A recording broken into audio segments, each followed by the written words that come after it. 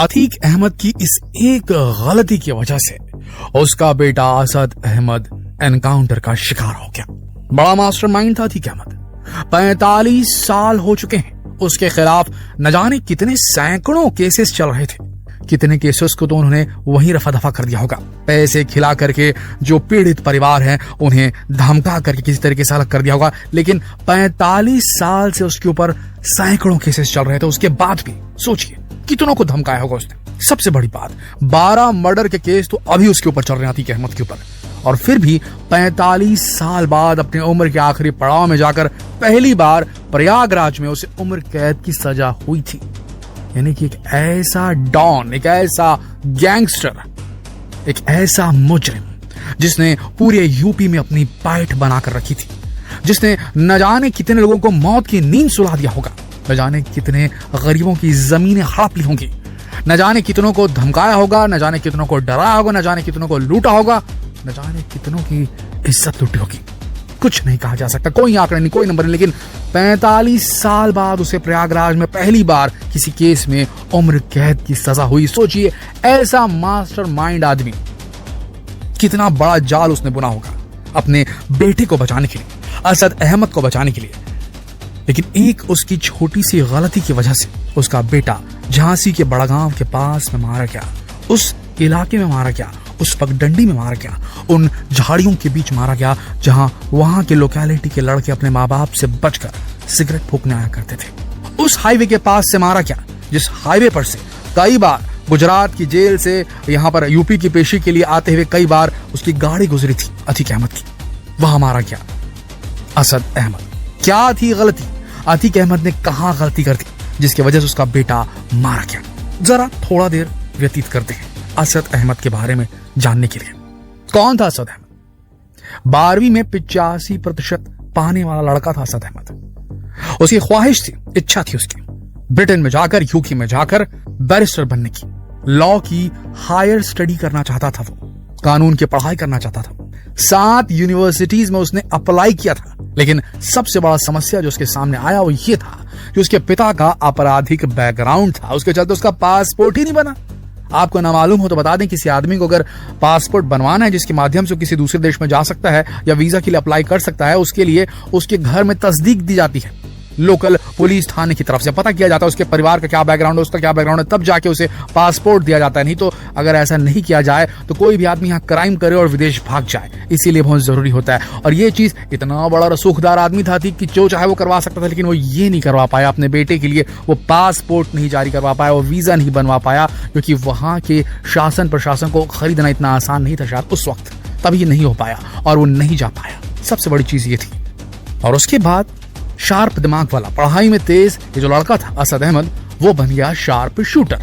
बाप के काले कारनामों का साया हमेशा बच्चों पर आता है, इस पर भी आ गया। 3 नंबर का बेटा था ये असद अहमद, अतीक अहमद का। सबसे बड़ी बात हुआ क्या, कौन सी गलती थी अतीक अहमद की जिसकी वजह से असद मारा गया? असद अहमद के एनकाउंटर के पीछे उसका खुद का पिता था दोस्तों। अतीक अहमद जब साबरमती जेल में था तो वो कुछ लोगों से कॉन्टैक्ट किया करता था। जब उमेश पाल कांड हुआ, उसका जब मर्डर किया गया, असद की फोटो जो है वो सीसीटीवी कैमरे में कैद हुई। उसके बाद उसे मालूम था असद को कि उसको वहां से निकलना पड़ेगा, और अतीक ने सारा कुछ प्लान किया हुआ था और उसने भगा दिया असद। साथ में गुलाम नाम का भी आदमी था, शूटर था। वो भागते रहे, कभी आगरा, कभी दिल्ली, उसके बाद फिर झांसी। हुआ ये कि जो लोग मिलने आया करते थे अतीक अहमद के पास, उनमें से उनके ऊपर सर्वेलेंस बिठाए गए। देखिए, कोई भी व्यक्ति कहीं भी भागता है, कोई अपराधी कोई अपराध करके भागता है, तो सबसे पहले जो इंटेलिजेंस टीम्स होती हैं उस स्टेट की और सेंटर की भी, वो उसके सारे अकाउंट्स पर नजर बना देती है। या तो उसमें फ्रीज कर देती है या उनकी एक्टिविटीज पर नजर मारती है कि कहां से पेमेंट कर रहा है, कहां से पैसे निकाल रहा है। कोई आदमी भागा है तो उसको पैसे की जरूरत पड़ेगी ना, कौन दे रहा है इसको पैसे खत्म हो सकते हैं, तो उसके ऊपर ट्रैक करती है। मोबाइल कौन सा पकड़ा हुआ है इसने, उसको ट्रैक करती है, उससे उसका लोकेशन पता चलता है। ये करते करते करते करते, क्योंकि उस आदमी ने अपने पास ना मोबाइल रखा था और ना ही वो ऑनलाइन ट्रांजैक्शन कर रहा था, वो लोगों से मदद ले रहा था जो उसके लोग थे। हवाला का बहुत बड़ा बिजनेस था इसके पिताजी का, अतीक अहमद का। आपको ना मालूम हो तो बता दें, अतीक अहमद भी बचने वाला नहीं, उसके पाप का घड़ा भर चुका है। ईडी ने मार दी है रेड। अतीक अहमद पर। और जानते हैं क्या मिला उसके पास?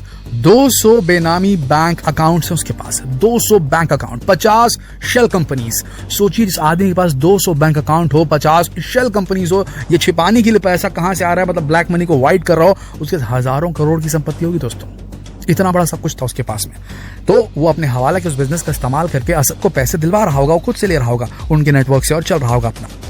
लेकिन दिक्कत तब आई जब झांसी से कुछ लोग मिलने के लिए आए अतीक अहमद के पास में, और सबसे बड़ी बात, इन्हीं के ऊपर लगा दिया सर्वेलेंस। पुलिस ने सबसे पहले ये किया कि हमें असद को तो कुछ कांटेक्ट मिल नहीं रहा है और ये जेल के अंदर है, तो इसकी बातों को ट्रैक किया जाए, ट्रेस किया जाए। उससे भी जब कुछ सफलता नहीं मिल पाई, हल्का हल्का हिंट मिला, उसके ऊपर कार्रवाई की गई, लेकिन वहां से भाग चुका था असद।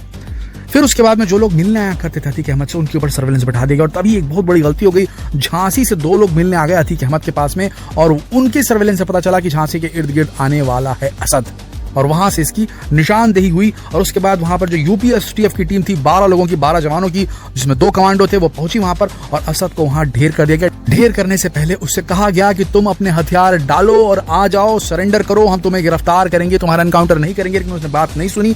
असद गरम खून का था, उसने फायरिंग शुरू करी। उसके पास बुलडॉग रिवॉल्वर था, विदेश का, ब्रिटेन बना हुआ। वॉल्थर रिवॉल्वर भी था, काफी महंगा था, विदेशी हथियार थे इनके पास में। इन्होंने अपने उसका जोश दिखाया, लेकिन वो सही साबित नहीं हो पाया। पुलिस ने उन्हें मार गिराया और मिट्टी में मिल गया असद अहमद। ये थी रियलिटी, किस प्रकार से असद अहमद का एनकाउंटर हुआ। इसके पहले लगातार मीडिया वाले कह रहे थे विकास दुबे की तरह कब पलटेगी अतीक अहमद की गाड़ी, अब पलटी, तब पलटी, अब पलटी, तब पलटी। आपको न मालूम हो तो बता दें, इससे बचने के लिए अतीक अहमद ने अपने आप को विकास दुबे जैसा हर्ष ना मिले, उसके लिए उसने क्या किया? अतीक अहमद ने अपने गुर्गों को एक्टिव कर दिया और सारे मीडिया कर्मियों को कहा कि तुम आ जाओ और कवर करो, मुझे कहां से कहां तक ले जाया जा रहा है, तुम्हें जो खर्चा पानी लगेगा मैं सब दूंगा, ताकि मीडिया वालों की नजरों के सामने उसे एक जेल से दूसरी जेल या एक जेल से कोर्ट तक लाया जा सके, ताकि बीच में गाड़ी पलटने का कोई टेंशन न रहे। पुलिस वालों को भी ये खौफ रहे कि मीडिया वाले मौजूद हैं,